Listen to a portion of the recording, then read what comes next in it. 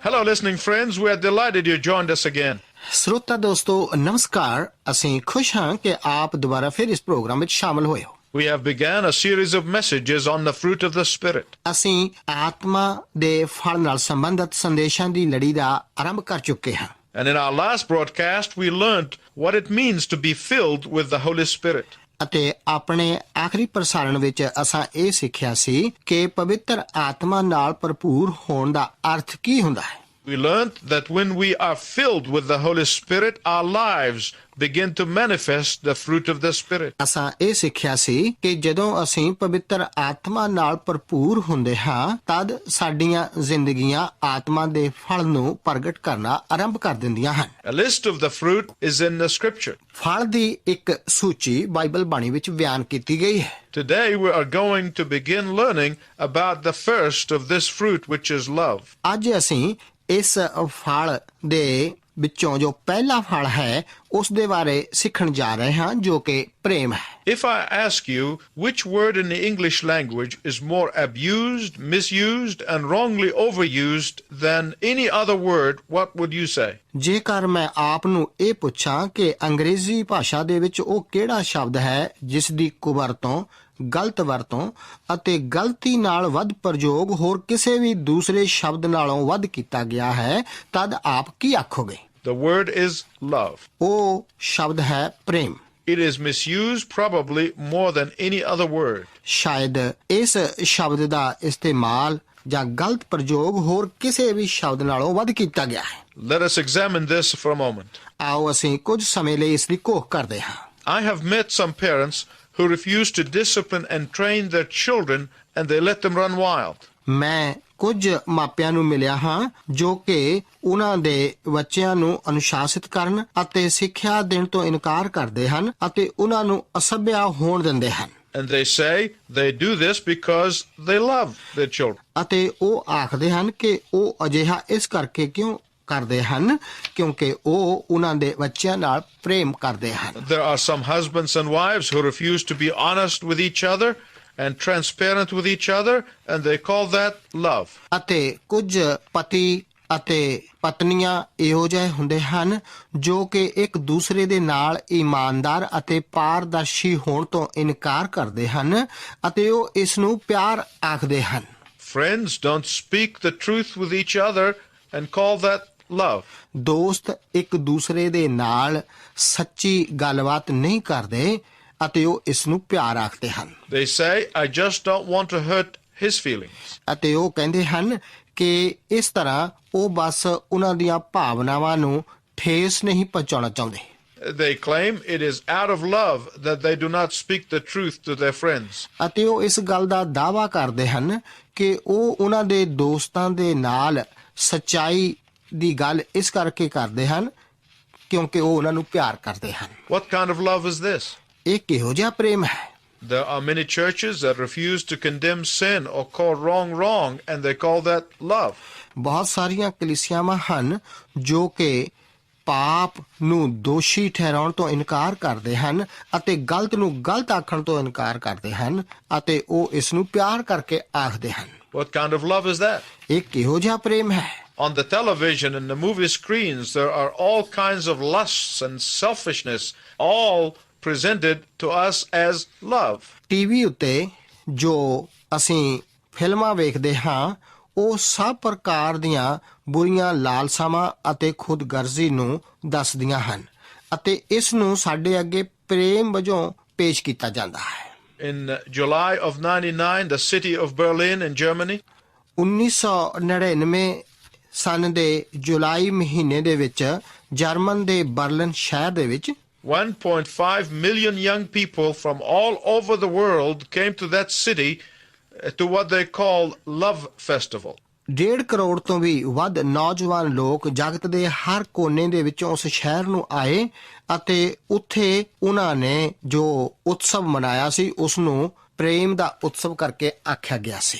When the organizers were interviewed by a BBC correspondent, he was asked, ਉੱਥੇ ਜਦੋਂ ਪ੍ਰਬੰਧਕਾਂ ਦੇ ਕੋਲ ਇੱਕ ਬਰਤਾਨਵੀ ਪ੍ਰਸਾਰਣ ਸੰਸਥਾ ਦੇ ਅਖਬਾਰੀ ਨਾਮਾ ਨਿਗਾਰ ਨੇ ਉਹਨਾਂ ਦੀ ਇੰਟਰਵਿਊ ਲਈ ਅਤੇ ਉਹਨਾਂ ਨੂੰ ਆਖਿਆ, When the organizers were interviewed by a BBC correspondent, he was asked, ਤਦ ਉਹਨਾਂ ਨੇ ਇਸ ਤਰ੍ਹਾਂ ਪੁੱਛਿਆ, would it not be more accurate to call it Lust Festival? ਕੀ ਇਸ ਨੂੰ ਇੱਕ ਲਾਲਸਾ ਦਾ ਉਤਸਵ ਆਖਣਾ ਜ਼ਿਆਦਾ ਢੁਕਵਾਂ ਨਹੀਂ ਹੋਵੇਗਾ? The organizer replied, that is what it is, but calling it Love Festival sounds much better. ਉਹਨਾਂ ਦੇ ਪ੍ਰਬੰਧਕਾਂ ਨੇ ਉੱਤਰ ਦਿੱਤਾ ਕਿ ਇਹ ਹੈ ਤਾਂ ਅਸਲ ਵਿੱਚ ਇਹੋ ਹੀ, ਪਰ ਇਸ ਨੂੰ ਇੱਕ ਪ੍ਰੇਮ ਦਾ ਉਤਸਵ ਆਖਣਾ ਜ਼ਿਆਦਾ ਬਿਹਤਰ ਜਾਪਦਾ ਹੈ। I can tell you that probably there was never a time since the time of the early church when the concept of love has been more confused than our time. ਮੈਂ ਆਪ ਨੂੰ ਦੱਸ ਸਕਦਾ ਹਾਂ ਕਿ ਪ੍ਰਾਰੰਭਕ ਕਲੀਸਿਆ ਦੇ ਸਮੇਂ ਤੋਂ ਲੈ ਕੇ ਇਹੋ ਜਿਹਾ ਕੋਈ ਵੀ ਸਮਾਂ ਕਦੇ ਨਹੀਂ ਰਿਹਾ ਜਦੋਂ ਕਿ ਪਿਆਰ ਦੇ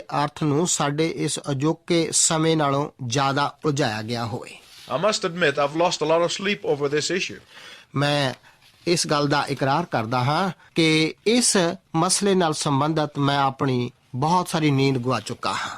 Our world is thoroughly confused. ਸਾਡਾ ਜਗਤ ਪੂਰੀ ਤਰ੍ਹਾਂ ਉਲਝਾਇਆ ਗਿਆ ਹੈ। Yet in the midst of this utter distortion and complete disfiguring of the real meaning of that beautiful word, ਪਰ ਫਿਰ ਵੀ ਇਸ ਸੁੰਦਰ ਸ਼ਬਦ ਦੀ ਪੂਰੀ ਤੋੜ ਮਰੋੜ ਕਰਨ ਅਤੇ ਸੰਪੂਰਨ ਤੌਰ ਤੇ ਵਿਗਾੜਨ ਦੇ ਵਿਚਕਾਰ we are under obligation not only to restore the real meaning of the word, but to practice it. ਸਾਡਾ ਇਹ ਫਰਜ਼ ਬਣਦਾ ਹੈ ਕਿ ਅਸੀਂ ਇਸ ਸ਼ਬਦ ਦੇ ਅਸਲ ਅਰਥ ਨੂੰ ਹੀ ਸਥਾਪਿਤ ਨਾ ਕਰੀਏ, ਬਲਕਿ ਇਸ ਦਾ ਅਭਿਆਸ ਵੀ ਕਰੀਏ। Some cynics define love as what happens between a man and a woman when they know each other well. ਕੁਝ ਨਿੰਦਕ ਇਸ ਪ੍ਰੇਮ ਦੀ ਪਰਿਭਾਸ਼ਾ ਕਰਦਿਆਂ ਹੋਇਆਂ ਆਖਦੇ ਹਨ ਕਿ ਇਹ ਉਹ ਵਾਪਰਦਾ ਹੈ ਜਦੋਂ ਕਿ ਇੱਕ ਮਨੁੱਖ ਅਤੇ ਔਰਤ ਇੱਕ ਦੂਸਰੇ ਨੂੰ ਪੂਰੀ ਤਰ੍ਹਾਂ ਜਾਣ ਲੈਂਦੇ ਹਨ। Another cynic said love is temporary insanity curable by marriage. ਇੱਕ ਹੋਰ ਨਿੰਦਕ ਨੇ ਆਖਿਆ ਸੀ ਕਿ ਜੋ ਪ੍ਰੇਮ ਹੈ ਇਹ ਅਸਥਾਈ ਪਾਗਲਪਨ ਹੈ ਜੋ ਕਿ ਵਿਆਹ ਦੇ ਦੁਆਰਾ ਹੀ ਇਲਾਜ ਕੀਤੇ ਜਾਣ ਦੇ ਯੋਗ ਹੈ। Now I heard a story about a young man who proposed to his girlfriend.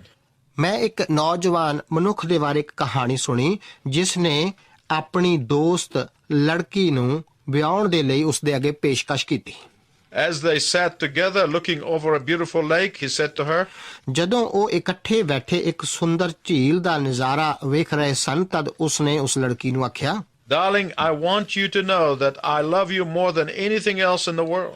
ਉਸਨੇ ਆਖਿਆ ਕਿ ਦੇਖ ਮੈਂ ਇਸ ਜਗਤ ਦੇ ਵਿੱਚ ਹੋਰ ਕਿਸੇ ਵੀ ਚੀਜ਼ ਨਾਲੋਂ ਵੱਧ ਕੇ ਤੈਨੂੰ ਪਿਆਰ ਕਰਦਾ ਹਾਂ। ਮੈਂ ਚਾਹੁੰਦਾ ਹਾਂ ਕਿ ਤੂੰ ਇਸ ਨੂੰ ਜਾਣ ਲਵੇਂ। I want you to marry me. ਮੈਂ ਚਾਹੁੰਦਾ ਹਾਂ ਕਿ ਤੂੰ ਮੇਰੇ ਨਾਲ ਵਿਆਹ ਕਰੇ। I am not wealthy and I'm not rich. ਮੈਂ ਧਨਵਾਨ ਨਹੀਂ ਹਾਂ ਅਤੇ ਮੇਰੇ ਕੋਲ ਬਹੁਤ ਪੈਸਾ ਨਹੀਂ ਹੈ I don't have a yacht or a Rolls Royce like John Brown.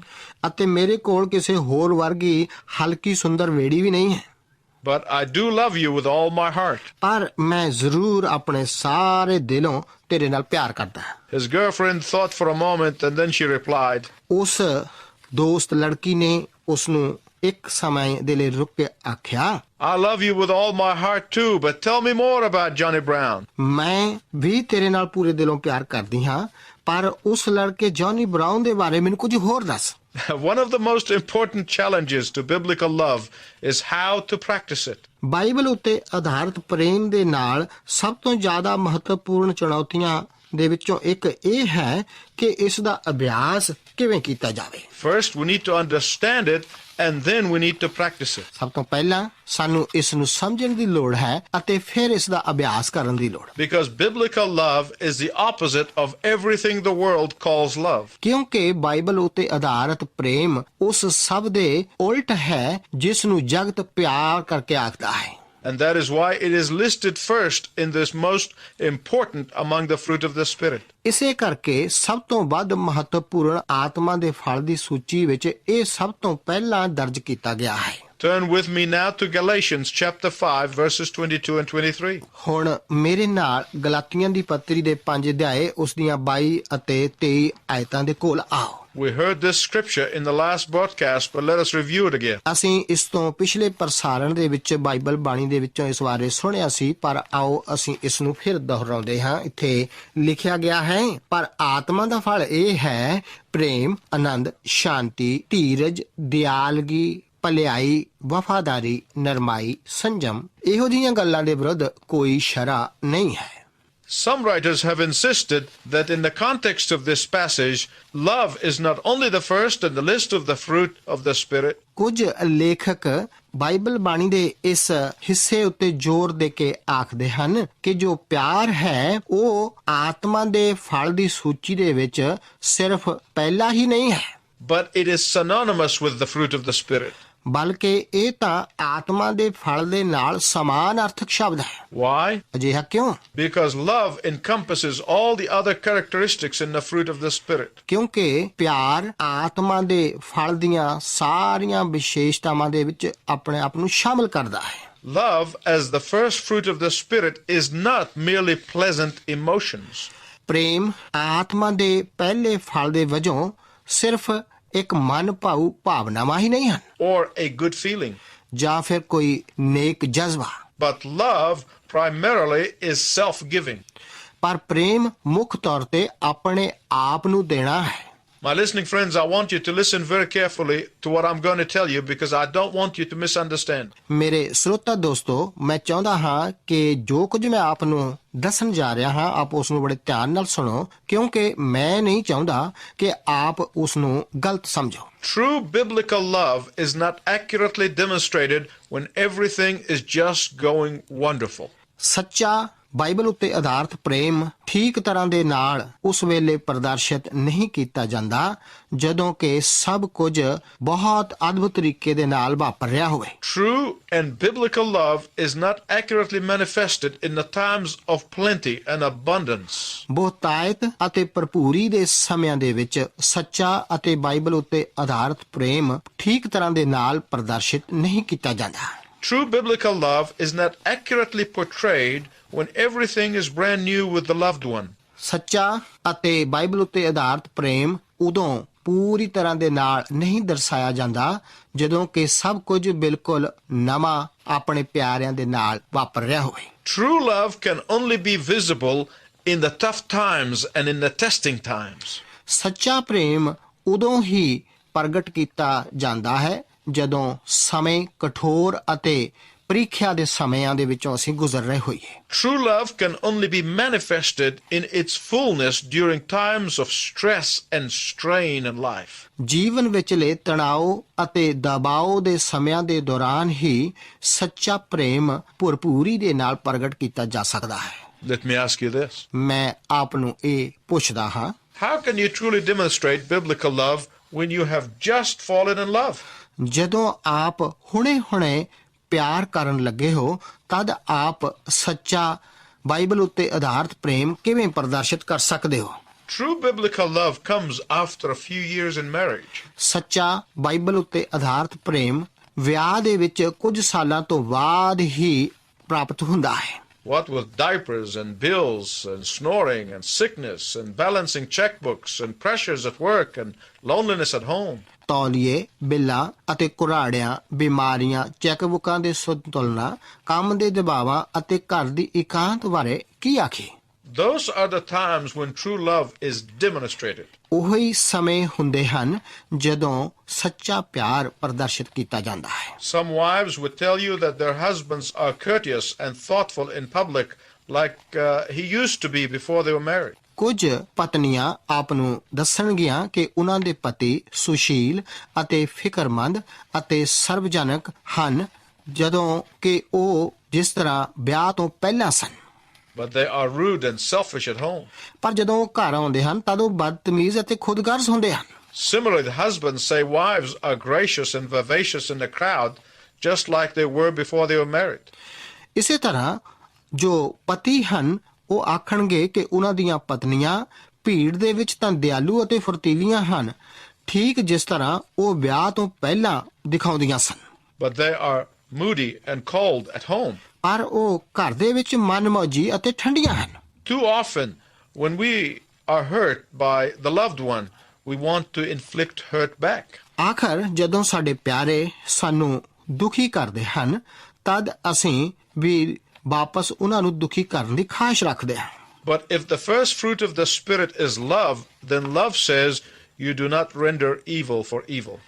ਪਰ ਜੇਕਰ ਆਤਮਾ ਦਾ ਪਹਿਲਾ ਫਲ ਪ੍ਰੇਮ ਹੈ, ਤਦ ਜੋ ਪਿਆਰ ਹੈ ਉਹ ਆਖਦਾ ਹੈ ਕਿ ਤੈਨੂੰ ਬੁਰਾਈ ਦੇ ਬਦਲੇ ਬੁਰਾਈ ਨਹੀਂ ਦੇਣੀ ਪੈਣੀ। Romans 12:17 says, "Do not repay anyone evil for evil, but be careful to do what is right in the eyes of everybody." ਰੋਮੀਆਂ ਦੀ ਪੱਤਰੀ 12 ਅਧਿਆਇ ਉਸ ਦੀ 17 ਆਇਤ ਦੇ ਵਚਨ ਆਖਦੇ ਹਨ, ਬੁਰਾਈ ਦੇ ਬਦਲੇ ਬੁਰਾਈ ਨਾ ਕਰੋ, ਪਰ ਉਹ ਕਰਨ ਲਈ ਸੁਚੇਤ ਰਹੋ ਜੋ ਸਭ ਦੀਆਂ ਨਜ਼ਰਾਂ ਵਿੱਚ ਠੀਕ ਹੈ। For wives, that means that when your husbands wrong you or disagrees with you, you must exhibit the first fruit of the Spirit, which is love. ਪਤਨੀਆਂ ਦੇ ਲਈ ਇਸ ਦਾ ਇਹ ਅਰਥ ਹੁੰਦਾ ਹੈ ਕਿ ਜਦੋਂ ਤੁਹਾਡੇ ਪਤੀ ਤੁਹਾਡੇ ਨਾਲ ਗਲਤ ਵਿਵਹਾਰ ਕਰਨ ਜਾਂ ਅਸਹਿਮਤ ਹੋਣ, ਤਦ ਆਪ ਨੂੰ ਆਤਮਾ ਦੇ ਪਹਿਲੇ ਫਲ ਨੂੰ ਪ੍ਰਦਰਸ਼ਿਤ ਕਰਨਾ ਪੈਣਾ ਹੈ, ਜੋ ਕਿ ਪ੍ਰੇਮ ਹੈ। For husbands, that means that when your wife wrongs you, you do not leave, but you exhibit the first fruit of the Spirit, which is love. ਪਤੀਆਂ ਦੇ ਲਈ ਇਸ ਦਾ ਅਰਥ ਇਹ ਹੁੰਦਾ ਹੈ ਕਿ ਜਦੋਂ ਤੁਹਾਡੀਆਂ ਪਤਨੀਆਂ ਤੁਹਾਡੇ ਨਾਲ ਗਲਤ ਵਿਵਹਾਰ ਕਰਨ, ਤਦ ਆਪਣੇ ਆਪ ਤੇ ਨਾ ਛੱਡ ਜਾਓ, ਪਰ ਆਪ ਆਤਮਾ ਦੇ ਪਹਿਲੇ ਫਲ ਨੂੰ ਪ੍ਰਗਟ ਕਰੋ, ਜੋ ਕਿ ਪ੍ਰੇਮ ਹੈ। Love as a fruit can only be truly manifested precisely at these hurtful times. ਜੋ ਪ੍ਰੇਮ ਹੈ ਉਹ ਇੱਕ ਫਲ ਦੇ ਵਜੋਂ ਪੂਰੀ ਤਰ੍ਹਾਂ ਉਦੋਂ ਹੀ ਪ੍ਰਗਟ ਅਸਲ ਵਿੱਚ ਕੀਤਾ ਜਾ ਸਕਦਾ ਹੈ ਜਦੋਂ ਇਹ ਦੁਖਾਏ ਜਾਣ ਦੇ ਸਮਿਆਂ ਦੇ ਵਿੱਚੋਂ ਅਸੀਂ ਗੁਜ਼ਰ ਰਹੇ ਹੋਈਏ। At these angering times, ਇਹਨਾਂ ਗੁੱਸਾ ਕੀਤੇ ਜਾਣ ਦੇ ਸਮਿਆਂ ਦੇ ਦੌਰਾਨ, at these irritating times. ਇਹਨਾਂ ਸਤਾਏ ਜਾਣ ਦੇ ਸਮਿਆਂ ਦੇ ਦੌਰਾਨ। For parents, loving your teenager in the midst of one of their raving and ranting times is truly exhibiting the fruit of the Spirit. ਮਾਪਿਆਂ ਦੇ ਲਈ 13 ਤੋਂ ਲੈ ਕੇ 19 ਸਾਲਾਂ ਦੀ ਉਮਰ ਦੇ ਬੱਚਿਆਂ ਦੇ ਗੁੱਸਾ ਕਰਨ ਅਤੇ ਉੱਚਾ ਬੋਲਣ ਦੇ ਸਮਿਆਂ ਦੇ ਦੌਰਾਨ ਹੀ ਅਸਲ ਵਿੱਚ ਆਤਮਾ ਦਾ ਫਲ ਪ੍ਰਗਟ ਕੀਤਾ ਜਾਂਦਾ ਹੈ। For children, loving your parents when they refuse to let you do what you want to do is truly manifesting the fruit of the Spirit. ਬੱਚਿਆਂ ਦੇ ਲਈ ਮਾਪਿਆਂ ਨਾਲ ਪਿਆਰ ਕਰਨਾ, ਜਦੋਂ ਕਿ ਉਹ ਆਪ ਨੂੰ ਉਹ ਨਹੀਂ ਕਰਨ ਦਿੰਦੇ ਜਦੋਂ ਜੋ ਕੁਝ ਆਪ ਕਰਨਾ ਚਾਹੁੰਦੇ ਹੋ, ਇਹੀ ਅਸਲ ਵਿੱਚ ਆਤਮਾ ਦੇ ਫਲ ਨੂੰ ਪ੍ਰਗਟ ਕਰਨਾ ਹੁੰਦਾ ਹੈ। To all Christians, loving a Christian brother or sister when you know that they have deeply wounded you, ਸਾਰੇ ਮਸੀਹਾਂ ਦੇ ਲਈ ਇੱਕ ਮਸੀਹੀ ਭਰਾ ਜਾਂ ਭੈਣ ਨੂੰ ਪ੍ਰੇਮ ਕਰਨਾ, ਜਦੋਂ ਆਪ ਜਾਣਦੇ ਹੋ ਕਿ ਉਹਨਾਂ ਨੇ ਆਪ ਨੂੰ ਗਹਿਰੇ ਜ਼ਖਮ ਪਹੁੰਚਾਏ ਹਨ, that is the real time when the first fruit of the Spirit is manifested. ਇਹੋ ਹੀ ਉਹ ਅਸਲ ਸਮਾਂ ਹੁੰਦਾ ਹੈ ਜਦੋਂ ਆਤਮਾ ਦਾ ਪਹਿਲਾ ਫਲ ਪ੍ਰਗਟ ਕੀਤਾ ਜਾਂਦਾ ਹੈ। For most Christians, when everything is going well, they will tell you how much they love God. ਜ਼ਿਆਦਾਤਰ ਮਸੀਹੀ ਜਦੋਂ ਸਭ ਕੁਝ ਠੀਕ ਠਾਕ ਵਾਪਰ ਰਿਹਾ ਹੋਵੇ, ਤਦ ਉਹ ਆਪ ਨੂੰ ਆਖਣਗੇ ਕਿ ਉਹ ਪਰਮੇਸ਼ਵਰ ਨੂੰ ਕਿੰਨਾ ਪਿਆਰ ਕਰਦੇ ਹਨ। But let them face a slight financial reversal, and guess who gets cut out of their budget? ਪਰ ਇੱਕ ਵਾਰ ਕੋਈ ਛੋਟੀ ਮੋਟੀ ਆਰਥਿਕ ਉਲਝਣ ਦਾ ਉਹਨਾਂ ਨੂੰ ਸਾਹਮਣਾ ਕਰਨ ਦਿਓ, ਤਦ ਜ਼ਰਾ ਅੰਦਾਜ਼ਾ ਲਗਾਓ ਕਿ ਉਹ ਕਿਸ ਤਰ੍ਹਾਂ ਦੇ ਬਜਟ ਤੋਂ ਕਟੌਤੀ ਕਰਦੇ ਹਨ। God, ਪਰਮੇਸ਼ਵਰ, whom they say they love. ਉਹ ਪਰਮੇਸ਼ਵਰ ਜਿਸ ਨੂੰ ਆਖਦੇ ਹਨ ਕਿ ਉਹ ਪਿਆਰ ਕਰਦੇ ਹਨ। They don't stop purchasing one of the many things they buy. ਉਹ ਬਹੁਤ ਸਾਰੀਆਂ ਚੀਜ਼ਾਂ ਨੂੰ ਜੋ ਅਕਸਰ ਉਹ ਖਰੀਦਦੇ ਹਨ, ਉਹਨਾਂ ਨੂੰ ਖਰੀਦਣਾ ਬੰਦ ਨਹੀਂ ਕਰਦੇ। No. ਬਿਲਕੁਲ ਨਹੀਂ। But they stop giving their money to God. ਪਰ ਉਹ ਤਾਂ ਪਰਮੇਸ਼ਵਰ ਨੂੰ ਆਪਣਾ ਪੈਸਾ ਦੇਣਾ ਬੰਦ ਕਰ ਦਿੰਦੇ ਹਨ। The one whom they claim to love so much.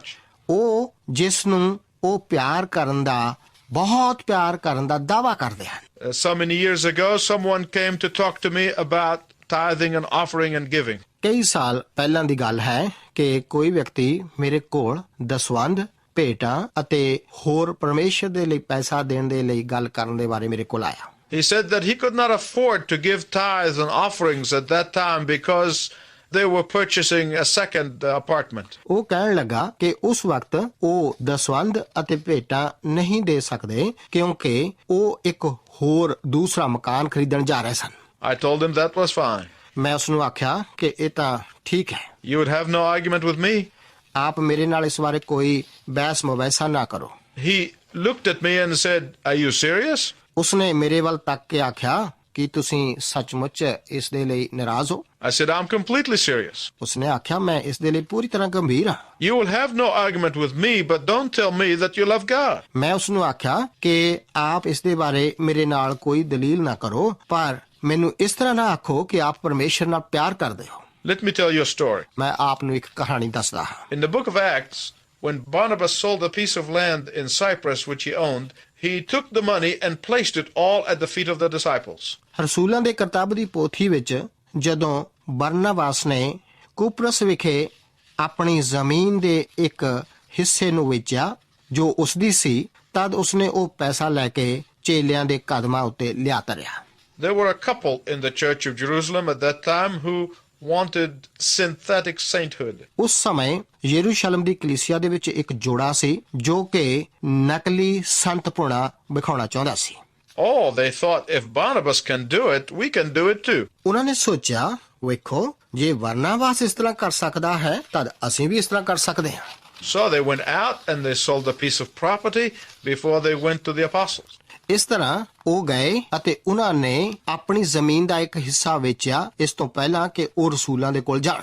Except they did one thing before they went to the apostles. They left a good portion of it at home. ਪਰ ਇਸ ਤੋਂ ਪਹਿਲਾਂ ਕਿ ਉਹ ਰਸੂਲਾਂ ਦੇ ਕੋਲ ਜਾਂਦੇ, ਉਹਨਾਂ ਨੇ ਇੱਕ ਹੋਰ ਗੱਲ ਕੀਤੀ। ਉਹਨਾਂ ਨੇ ਆਪਣੇ ਘਰ ਉਸ ਜ਼ਮੀਨ ਦੀ ਕੀਮਤ ਦਾ ਇੱਕ ਵੱਡਾ ਹਿੱਸਾ ਰੱਖ ਲਿਆ। So when they placed it at the feet of the apostles, and Peter said, "Is this the price of the land?" ਇਸ ਤਰ੍ਹਾਂ ਜਦੋਂ ਉਹਨਾਂ ਨੇ ਉਸ ਪੈਸੇ ਨੂੰ ਰਸੂਲਾਂ ਅਤੇ ਪਤਰਸ ਦੇ ਪੈਰਾਂ ਉੱਤੇ ਲਿਜਾ ਕੇ ਰੱਖਿਆ, ਤਦ ਪਤਰਸ ਨੇ ਆਖਿਆ ਕਿ ਇਹ ਉਸ ਜਗ੍ਹਾ ਦੀ ਕੀਮਤ ਹੈ, And they said, "Yes." ਅਤੇ ਉਹਨਾਂ ਨੇ ਆਖਿਆ ਹਾਂ। And Peter said, "Why did you have to lie to the Holy Spirit?" ਅਤੇ ਪਤਰਸ ਨੇ ਆਖਿਆ, ਤੂੰ ਪਵਿੱਤਰ ਆਤਮਾ ਦੇ ਸਾਹਮਣੇ ਝੂਠ ਕਿਉਂ ਬੋਲਿਆ? Here's what he said to them. ਠੀਕ ਉਸਨੇ ਇਹੋ ਹੀ ਆਖਿਆ ਸੀ। He said, "When you sold the land, was it not yours?" ਉਸਨੇ ਆਖਿਆ, ਜਦੋਂ ਤੁਸੀਂ ਉਸ ਜ਼ਮੀਨ ਨੂੰ ਵੇਚਿਆ ਤਦ ਇਹ ਕੀ ਤੁਹਾਡੀ ਨਹੀਂ ਸੀ? They said, "Yes." ਉਹਨਾਂ ਨੇ ਆਖਿਆ ਹਾਂ। He said, "And when you sold it, was not the money yours?" ਅਤੇ ਉਸਨੇ ਆਖਿਆ ਕਿ ਜਦੋਂ ਤੁਸੀਂ ਇਸ ਨੂੰ ਵੇਚਿਆ ਤਦ ਉਹ ਪੈਸਾ ਤੁਹਾਡਾ ਨਹੀਂ ਸੀ? They said, "Yes." ਉਹਨਾਂ ਨੇ ਆਖਿਆ ਹਾਂ। He said, "You did not have to give it." ਉਸਨੇ ਆਖਿਆ, ਤੁਹਾਨੂੰ ਇੱਕ ਦੇਣ ਦੀ ਕੋਈ ਜ਼ਰੂਰਤ ਨਹੀਂ। My listening friends, are you listening carefully to this? ਮੇਰੇ ਸਰੋਤਾ ਦੋਸਤੋ, ਕੀ ਆਪ ਇਹ ਸਭ ਧਿਆਨਪੂਰਵਕ ਸੁਣ ਰਹੇ ਹੋ? Because Peter said to the couple, ਕਿਉਂਕਿ ਪਤਰਸ ਨੇ ਉਸ ਜੋੜੇ ਨੂੰ ਆਖਿਆ ਸੀ, "You have lied to the Holy Spirit of God." ਤੁਸੀਂ ਪਰਮੇਸ਼ਰ ਦੇ ਪਵਿੱਤਰ ਆਤਮਾ ਦੇ ਅੱਗੇ ਝੂਠ ਬੋਲਿਆ ਹੈ। And both of them dropped dead on the spot. ਅਤੇ ਉਹ ਦੋਵੇਂ ਉਸੇ ਵਕਤ ਮਰ ਕੇ ਗਿਰ ਗਏ। You can read the story for yourself later. You'll find it in the Bible, in the book of Acts, chapter 4, verses 36 to chapter 5, verse 5. ਆਪ ਇਸ ਕਹਾਣੀ ਨੂੰ ਆਪਣੇ ਆਪ ਲਈ ਬਾਅਦ ਵਿੱਚ ਪੜ੍ਹ ਸਕਦੇ ਹੋ। ਇਸ ਦਾ ਜ਼ਿਕਰ ਬਾਈਬਲ ਵਿੱਚ ਰਸੂਲਾਂ ਦੇ ਕਰਤੱਵ ਦੀ ਪੁਸਤਕ ਦੇ 4 ਅਧਿਆਏ ਉਸ ਦੀ 36 ਆਇਤ ਤੋਂ ਲੈ ਕੇ 5 ਅਧਿਆਏ ਦੀ 5 ਆਇਤ ਦੇ ਵਚਨਾਂ ਵਿੱਚ ਕੀਤਾ ਗਿਆ ਹੈ। Now, you cannot say that you love God when you keep him out of your pocketbook. ਆਪ ਇਸ ਤਰ੍ਹਾਂ ਨਹੀਂ ਆਖ ਸਕਦੇ ਕਿ ਆਪ ਪਰਮੇਸ਼ਰ ਨਾਲ ਪ੍ਰੇਮ ਰੱਖਦੇ ਹੋ ਜਦੋਂ ਆਪ ਉਸ ਨੂੰ ਆਪਣੀ ਜੇਬ ਤੋਂ ਬਾਹਰ ਰੱਖਦੇ ਹੋ। Because God himself said in Matthew 6:21, "Where your money is, there is your love." ਕਿਉਂਕਿ ਪਰਮੇਸ਼ਰ ਨੇ ਖੁਦ ਮਤੀ ਦੀ ਇੰਜੀਲ ਦੇ 6 ਅਧਿਆਏ ਉਸ ਦੀ 21 ਆਇਤ ਦੇ ਵਚਨਾਂ ਵਿੱਚ ਆਖਿਆ ਸੀ ਕਿ ਜਿੱਥੇ ਤੁਹਾਡਾ ਧਨ ਹੈ ਉੱਥੇ ਤੁਹਾਡਾ ਪਿਆਰ ਵੀ ਹੋਵੇਗਾ। I know it says heart in the Bible, but that's really what he meant. ਮੈਂ ਜਾਣਦਾ ਹਾਂ ਕਿ ਬਾਈਬਲ ਦੇ ਵਿੱਚ ਇਸ ਨੂੰ ਮਨ ਕਰਕੇ ਆਖਿਆ ਗਿਆ ਹੈ, ਕਿਉਂਕਿ ਪਰ ਉੱਥੇ ਅਸਲ ਦੇ ਵਿੱਚ ਉਸ ਦਾ ਅਰਥ ਇਹੋ ਹੀ ਹੈ। Where your money is, that's where your love is. ਜਿੱਥੇ ਵੀ ਤੁਹਾਡਾ ਧਨ ਹੈ ਉੱਥੇ ਹੀ ਤੁਹਾਡਾ ਪਿਆਰ ਵੀ ਹੈ। Loving God can only be manifested when you make an offering of money to God first, not cut him out and make him last. ਪਰਮੇਸ਼ਵਰ ਨੂੰ ਪਿਆਰ ਕਰਨਾ ਉਦੋਂ ਹੀ ਪ੍ਰਗਟ ਕੀਤਾ ਜਾ ਸਕਦਾ ਹੈ ਜਦੋਂ ਆਪ ਪਹਿਲਾਂ ਪਰਮੇਸ਼ਵਰ ਨੂੰ ਪੈਸਾ ਜਦੋਂ ਦਿੰਦੇ ਹੋ ਉਸ ਨੂੰ ਪਹਿਲ ਦਿੰਦੇ ਹੋ, ਨਾ ਕਿ ਉਸ ਨੂੰ ਆਖਰ ਦੇ ਵਿੱਚ ਰੱਖਦੇ ਹੋ। I want to tell you something from personal experience. ਇਸ ਬਾਰੇ ਮੈਂ ਆਪਣੇ ਨਿੱਜੀ ਅਨੁਭਵ ਤੋਂ ਆਪ ਨੂੰ ਕੁਝ ਦੱਸਣਾ ਚਾਹੁੰਦਾ ਹਾਂ। Biblical love is a challenge to end all challenges. ਜੋ ਬਾਈਬਲ ਉੱਤੇ ਆਧਾਰਿਤ ਪ੍ਰੇਮ ਹੈ ਇਹ ਬਾਕੀ ਸਾਰੀ ਚੁਣੌਤੀਆਂ ਦੇ ਲਈ ਇੱਕ ਚੁਣੌਤੀ ਹੈ। More than temptations and more than anything else, biblical love is a challenge that ends all challenges. ਸਾਰੀ ਪ੍ਰਕਾਰ ਦੀਆਂ ਪਰਤਾਵਿਆਂ ਅਤੇ ਹੋਰ ਕਿਸੇ ਵੀ ਚੀਜ਼ ਨਾਲੋਂ ਵੱਧ ਕੇ ਜੋ ਬਾਈਬਲ ਉੱਤੇ ਆਧਾਰਿਤ ਪ੍ਰੇਮ ਹੈ, ਇਹ ਹੋਰ ਸਾਰੀਆਂ ਚੁਣੌਤੀਆਂ ਦੇ ਲਈ ਇੱਕ ਇਹੋ ਜਿਹੀ ਚੁਣੌਤੀ ਹੈ ਜੋ ਸਭ ਨੂੰ ਸਮਾਪਤ ਕਰਦੀ ਹੈ। And that is precisely why we talk about it much, but we understand it little. ਇਹੋ ਹੀ ਕਾਰਨ ਹੈ ਕਿ ਅਸੀਂ ਇਸ ਬਾਰੇ ਪੂਰੀ ਤਰ੍ਹਾਂ ਬਹੁਤ ਕੁਝ ਗੱਲਾਂ ਕਰਦੇ ਹਾਂ, ਪਰ ਅਸੀਂ ਬਹੁਤ ਘੱਟ ਇਸ ਦੇ ਬਾਰੇ ਇਸ ਨੂੰ ਸਮਝਦੇ ਹਾਂ। We don't take it seriously and we practice it little. ਅਸੀਂ ਇਸ ਨੂੰ ਗੰਭੀਰਤਾ ਦੇ ਨਾਲ ਨਹੀਂ ਲੈਂਦੇ ਅਤੇ ਬਹੁਤ ਹੀ ਘੱਟ ਅਸੀਂ ਇਸ ਦਾ ਅਭਿਆਸ ਕਰਦੇ ਹਾਂ, Because it is such a challenge that we don't comprehend it. ਕਿਉਂਕਿ ਇਹ ਇੱਕ ਇਹੋ ਜਿਹੀ ਚੁਣੌਤੀ ਹੈ ਕਿ ਅਸੀਂ ਇਸ ਨੂੰ ਪੂਰੀ ਤਰ੍ਹਾਂ ਨਹੀਂ ਸਮਝਦੇ। The world tells us that we have the right to react any way we want to the evil that is done to us, and if necessary, get even. ਜਗਤ ਸਾਨੂੰ ਦੱਸਦਾ ਹੈ ਕਿ ਜੋ ਵੀ ਸਾਡੇ ਨਾਲ ਬੁਰਾਈ ਕੀਤੀ ਜਾਂਦੀ ਹੈ ਉਸ ਦੇ ਲਈ ਅਸੀਂ ਕੋਈ ਵੀ ਪ੍ਰਤੀਕਿਰਿਆ ਕਰਨ ਦਾ ਹੱਕ ਰੱਖਦੇ ਹਾਂ, ਜੇਕਰ ਜ਼ਰੂਰੀ ਹੋਵੇ ਤਦ ਬੁਰੀ ਪ੍ਰਤੀਕਿਰਿਆ ਵੀ। But I've noticed that we are running out of time and we'll have to stop. ਪਰ ਮੈਂ ਇਹ ਗੌਰ ਕਰ ਰਿਹਾ ਹਾਂ ਕਿ ਸਾਡਾ ਅੱਜ ਦੇ ਇਸ ਪ੍ਰਸਾਰਣ ਦਾ ਸਮਾਂ ਸਮਾਪਤ ਹੋਣ ਜਾ ਰਿਹਾ ਹੈ। We will learn more about this challenge of love in the next broadcast. ਇਸ ਪਿਆਰ ਦੀ ਚੁਣੌਤੀ ਦੇ ਬਾਰੇ ਅਸੀਂ ਹੋਰ ਜ਼ਿਆਦਾ ਆਪਣੇ ਅਗਲੇ ਪ੍ਰਸਾਰਣ ਦੇ ਵਿੱਚ ਸਿੱਖਾਂਗੇ। We will discover what biblical love is and where each of us gets the power to produce this spiritual fruit. ਅਸੀਂ ਇਹ ਸਿੱਖਾਂਗੇ ਕਿ ਬਾਈਬਲ ਉੱਤੇ ਆਧਾਰਿਤ ਪ੍ਰੇਮ ਕੀ ਹੈ ਅਤੇ ਸਾਨੂੰ ਇਸ ਦਾ ਅਨੁਭਵ ਕਰਨ ਅਤੇ ਇਸ ਆਤਮਿਕ ਫਲ ਨੂੰ ਪੈਦਾ ਕਰਨ ਦੇ ਲਈ ਸ਼ਕਤੀ ਕਿੱਥੋਂ ਮਿਲਦੀ ਹੈ। Until then, I wish you God's richest blessing. ਉਦੋਂ ਤੱਕ ਮੈਂ ਆਪ ਲਈ ਪਰਮੇਸ਼ਵਰ ਦੀਆਂ ਬਰਕਤਾਂ ਦੀ ਭਰਪੂਰੀ ਦੀ ਖਾਹਿਸ਼ ਰੱਖਦਾ ਹਾਂ।